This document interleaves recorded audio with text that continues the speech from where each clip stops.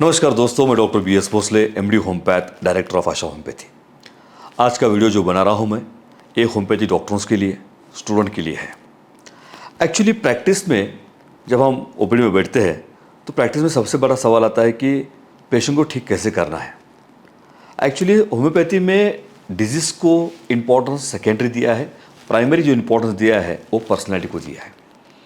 ये पर्सनैलिटी क्या होती है, ये डिजीज़ क्या होता है, इसके बारे में आपको सबको पता है। लेकिन प्रैक्टिकल फॉर्म में जब हम पेशेंट ट्रीट करने के लिए बैठते हैं, at that time what is important in that case is very important. जैसे डॉक्टर हनीमन साहब ने ऑर्गन ऑफ मेडिसिन में कहा है कि what to be treat in the case is very important. Actually आप लोगों को पता है कि कॉमन सिम्टम्स क्या होते हैं, कैरेक्टरिस्टिक सिम्टम क्या होते हैं, मुझे बोलने की ज़रूरत नहीं है। लेकिन फिर भी जो डिजीज़ को छोड़ के जो सिम्टम्स होते हैं वो होते हैं कैरेक्टरिस्टिक सिम्टम, और डिजीज़ के जो सिम्टम्स होते हैं वो होते हैं कॉमन सिम्टम्स। कॉमन सिम्टम्स के पीछे अगर आप पढ़ेंगे तो पेशेंट क्योर नहीं होगा। क्योर होने के पीछे उसके रीजंस को देखना पड़ेगा कि डिजीज़ आया कहाँ से है, डिजीज़ क्या लेके आया है, डिजीज़ क्या लेके जा रहा है, और डिजीज़ क्यों आया है। क्या, क्यों और कहाँ, ये बहुत इंपॉर्टेंट है। जब हमारा पेशेंट कोई अपॉइंटमेंट लेता है हमसे, तब से ही एक केस टेकिंग का सिलसिला चालू होता है। बहुत सारे स्टूडेंट मुझे पूछते हैं कि सर केस टेकिंग कैसे लेनी है। मैं हमेशा कहता हूं कि केस टेकिंग जो होती है, एक्चुअली मराठी में भी कहता हूं कि अंतरात्मा से दर्शन, how to see the vital force of that person is a case taking. वहाँ तक एंट्री होनी चाहिए उसकी। पॉलिसी से शुरुआत होती है और वाइटल फोर्स तक जाके रुकती है, वहाँ तक केस टेकिंग लेनी है। तो प्रैक्टिकल फॉर्म में देखा जाए तो होता कैसा है कि जब पेशेंट कभी फ़ोन करता है अपॉइंटमेंट के लिए, तब से ही उसकी केस टेकिंग चालू होती है। अपॉइंटमेंट लेने का उसका तरीका क्या है, वो बातें कैसे करता है, उसमें कंटेंट क्या है, वो स्पीड कैसा है उस बोलने का, उसमें स्पीच में कंटेंट क्या है, वो बहुत मायने रखता है केस टेकिंग में।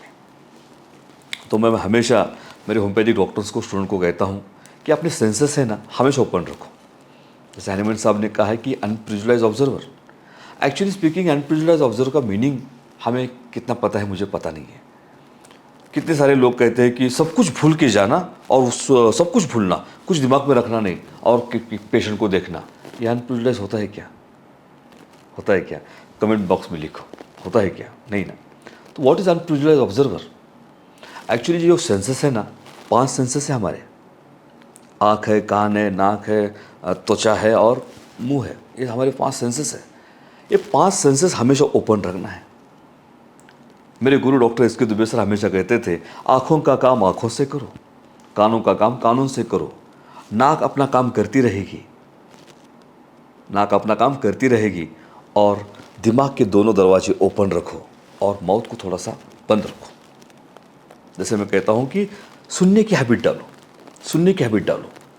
सुनना इसलिए नहीं है कि मुझे कुछ सुनाना है उसको, सुनना इसलिए है कि मुझे उसे अंडरस्टैंड करना है। उस इंसान को अंडरस्टैंड करने के लिए उसका सुनना है।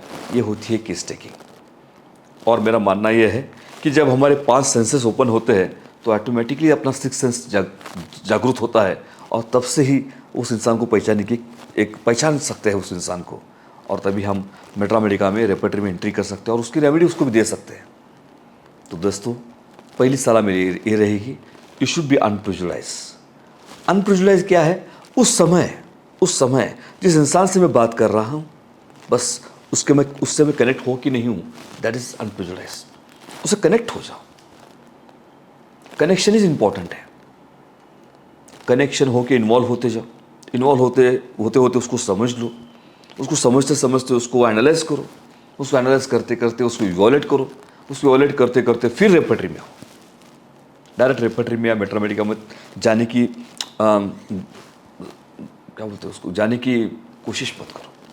आहिस्ता आहिस्ता जाने की कोशिश करो। तो जैसे मैंने कहा कि केस टेकिंग चालू होती है फ़ोन से। देखो ना, जो होम्योपैथी डॉक्टर मुझे अभी देख रहे हैं या सुन रहे हैं, उनके एक्सपीरियंस होगा कि हर एक पेशेंट, हर एक पर्सन जो फ़ोन से बातें करता है, वहाँ से उसकी केस टेकिंग चालू होती है और एंड होती है अपने ओपीडी में आने के बाद टेबल पे, चेयर पे। मेरी और एक दूसरी सलाह है, केस टेकिंग कभी ख़त्म नहीं होती। Case taking is a process. Case taking is a process. Case taking is not the end. हम एंड कभी नहीं कर सकते केस टेकिंग के। जब भी पेशेंट हमारे पास आता है तो कुछ ना कुछ नया लेके आता है, कुछ ना कुछ बोलता है, वही उसकी केस टेकिंग प्रोसेस चालू रहती है। To understand the process we have to understand the person as a whole. तो एग्जाम्पल के तौर पे मैं हमेशा कहता हूँ कि फ़ोन पे बातें करने वाले लोग जो होते हैं, कभी कभी एकदम बड़ी आवाज़ में बात करने वाले लोग होते हैं। क्या डॉक्टर साहब आप किधर है, कैसे है, क्या है, अपॉइंटमेंट, इवन डॉक्टर को भी फ़ोन करते हैं और रिसेप्शनिस्ट को काउंटर पे भी फ़ोन करते हैं। बड़े बड़ी आवाज़ में फ़ोन करने वाले लोग होते हैं। कई लोग होते हैं कि एकदम शांततापूर्वक बातें करते रहते हैं। कई लोग होते हैं खुद को फ़ोन करना नहीं होता, दूसरों को फ़ोन करने को बोलते हैं, उनको बोलने में नहीं आता। कितने सारे लोग ऐसे होते हैं कि डायरेक्ट आते हैं ओपीडी में। तो ये जो इंसान जो कर रहा है ना, उसका कॉन्स्टिट्यूशन ही है। बस उसको कॉन्स्टिट्यूशन को समझना बहुत इंपॉर्टेंट है। जब पेशेंट वेटिंग में आता है ना, वेटिंग में बैठता है कोई भी पर्सन, तो वेटिंग में बैठने का भी अपना अपना एक स्टाइल होता है। वेटिंग में बैठा कैसा है, वेटिंग में एकदम ऐसा किंग जैसा बैठा है, बैठते हैं किंग जैसे कि पूरा चेयर मेरा ही है, पूरा सोफा मेरा ही है। ऐसे लोग कौन होते हैं? कितने सारे लोग होते हैं कि एकदम खुपचे में जाके बैठते हैं। कितने सारे लोग दूसरों को जगह देते हैं और अपने खुद खड़े रहते हैं। कितने सारे लोग आके काउंटर पे भी ऐसा, रिसेप्शन काउंटर पे भी ऐसा हाथ रख के बैठते हैं, है ना। कितने सारे लोग होते हैं, हम अंदर पेशेंट देखते हैं और कितने सारे लोग बाहर ही घूमते रहते हैं। कोई ना कोई है ना ये लोग। जो एकदम किंग जैसा बैठा है वो कोई ना कोई है, जो एकदम खुपचे में जाके बैठा है वो कोई तो है, वो कोई हमेशा खड़ा ही रहा है वो कोई तो है। वो जो पेशेंट है जो ऐसा आके खड़ा रहता है, यस, और कंटिन्यू देखता रहता है रिसेप्शनिस्ट को, वो भी कोई ना कोई है। हम पेशेंट अंदर देखते हैं और दरवाजे में आके कंटिन्यू दरवाजे में से ऐसे ऐसे देखने लगता है, वो भी ना कोई है। तो ये पूरा आर्ट है समझने का पेशेंट को। जैसे मैंने कहा कि केस टेकिंग तो बहुत बड़ी प्रोसेस है, लेकिन केस टेकिंग स्टार्ट होती है यहाँ से। तो ये जो कंसल्टिंग में बैठते हैं, फिर रिसेप्शन अपने असिस्टेंट डॉक्टर के पास आके भी बैठने वाले लोग होते हैं जो बैठते हैं, उनका भी एक नज़रिया अलग होता है। असिस्टेंट के सामने एकदम बड़ी बड़ी बातें करेंगे और वही लोग अंदर आके एकदम इन्फीरियरिटी के साथ बात करेंगे। ये भी कुछ देखने की चीज़ है ना। तो देखो दोस्तों, पेशेंट ने फ़ोन कैसे किया, फ़ोन में कंटेंट क्या है, पेशेंट कंसल्टिंग में आने के बाद अपने वेटिंग रूम में बैठता कैसा है, चलता कैसा है, क्या करता है, उसके बोलने में कंटेंट क्या है, वो चलता कैसे, बैठता कैसे, बोलता कैसा है, और बोलने में कंटेंट क्या है, वही हमारी केस टेकिंग है।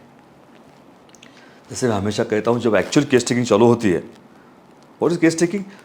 वो सब कुछ जो लेके आया है ना, जो कुछ लेके आया है, व्हाट इज लेके आया है वो सब अपना पास्ट लेके आया है, पास्ट, भूतकाल लेके आया है। उस भूतकाल को पूरे से अच्छे से पढ़ना है, अच्छे से देखना है, अच्छे से समझना है, क्योंकि उस भूतकाल से, उसके पास्ट से ही हमको उसका प्रेजेंट स्टेट समझ में आएगा।